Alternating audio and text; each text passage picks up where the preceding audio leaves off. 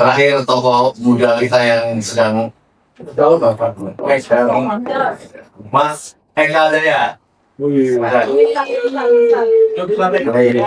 kasih. Assalamualaikum warahmatullahi wabarakatuh. Waalaikumsalam. Nah, saya Mandi, moderator Pomlim Pak Marwan.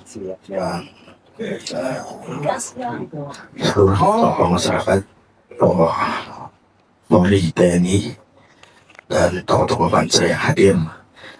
Ini memang kalau berbicara masalah Prabowo tadi Pak Narto sudah jelas. Siapa yang masih percaya dengan Prabowo gitu. Dan kita kompak jawab sudah tidak percaya lagi kan gitu. Ya, ini yang menjadi satu bukan dilema ya, artinya depan mata kita banget gitu. Prabowo di bawah nama Bahlil masih percaya gitu. 93% listrik Aceh akan nyala. Ternyata ngapre gitu. Terus Bahlil nyalain PLN-nya. Ini kan lucu.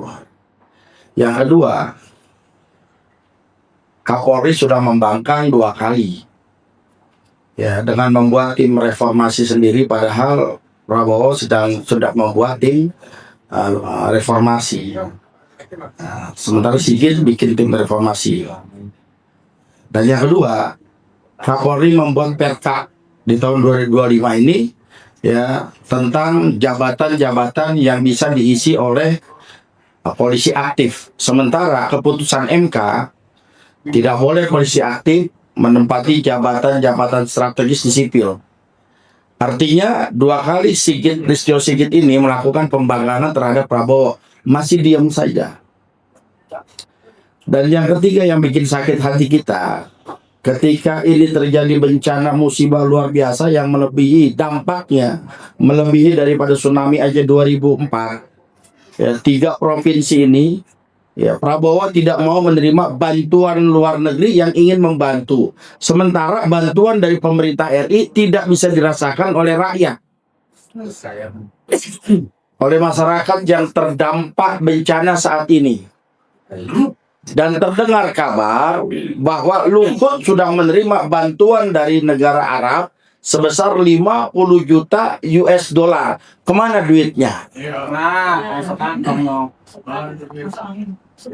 Nah ini kan harus banyak kita usut dan lain sebagainya. Bantuan demi bantuan mungkin ada, ya, tapi nggak sampai ke masyarakat yang terdampak. Ya. Begitu pula dengan kebijakan-kebijakan. Ingat adanya musibah, adanya malapetaka, adanya bencana ini, ya tidak dia datang sendiri, pasti di situ ada penyebabnya. Dan saya ingatkan kata Allah, wattaqu fitnatan la tusibanna alladziina zalamu minkum khassa wa'lamu annallaha syadidul iqab, kata Allah. Takutlah kalian terhadap musibah, terhadap bencana, terhadap malapetaka yang datang kepada kalian, bukan saja menimpa orang yang ahli maksiat, tapi orang-orang yang baik pun akan terkena musibah bencana itu. Artinya, datangnya musibah pasti ada kemudorotan di situ. Apa kemudorotannya? Dia hantam itu berbagai macam hutan lindung, berbagai macam tambang dan lain sebagainya. Itu kemudorotan yang dilakukan oleh petinggi-petinggi yang mempunyai wewenang untuk melakukan itu semua. Siapa mereka? Otomatis mereka adalah para menteri-menteri yang diyakini mempunyai keputusan tersebut. Ada Menteri Kehutanan, Raja Singa. Ada sih, ya. Ini jelas-jelas. Terus ada Menteri SDM yang sudah memberikan daripada rekomendasi si Bahlul Mu'rokab. Ya. Menteri Lingkungan Hidupnya dan lain sebagainya, ini udah menjadi sistematis mereka. Dan gak sadar ketika itu dihantam. Akhirnya apa? Saya mendengar ada tokoh yang memang mencegah daripada terjadinya pembalakan, tapi dia dihantam, dia dipukulin, dia dibacok sampai 17 bacokan untuk mencegah daripada pembalakan itu. Saya ingat sekali ketika dulu 2004 terjadinya musibah tsunami, ya terjadinya pesta seks, free seks, minuman keras dan lain-lain sebagainya. Ada orang tua yang mengingatkan, jangan kalian melakukan maksiat di dekat makam Syekh Kuala. Karena makam ini adalah orang yang pertama menyebarkan Islam di Aceh.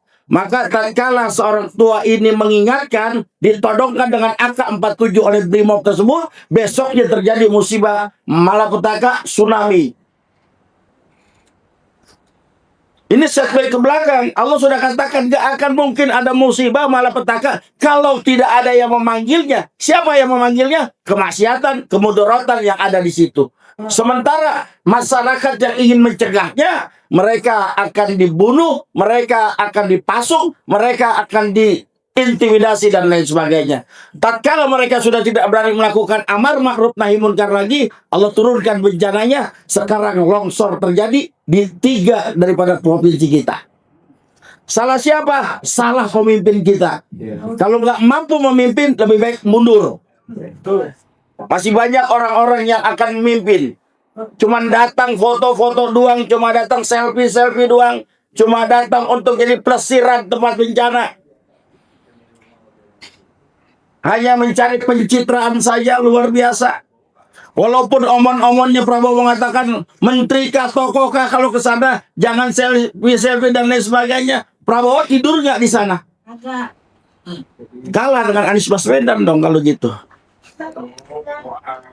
Tuh, ngomong Anies deh tuh. Karena saya lihat juga di media sosial. Iya, coba bayangkan. Nah ini saja mungkin ya kepada Prabowo. Kalau memang masih takut sama Jokowi, lebih baik mundur aja udah. Mundur aja udah. Mau ngapain lagi, mau diterusin? Kalau masih takut sama Jokowi dan antek-anteknya. 2 kali Sigit melakukan daripada pembangkangan, Anda diam. Berkali-kali Anda dibohongi oleh menteri kalian, Anda diam. Jadi presiden hanya sebagai kalau menjadi orator saja, ketika dia di podium galak, ya, lagi rapat galak, ya seolah-olah dia ingin menyelesaikan semua, tapi realitas di lapangannya nggak pernah ada, mendingan mundur. Terima kasih. Assalamualaikum warahmatullahi wabarakatuh.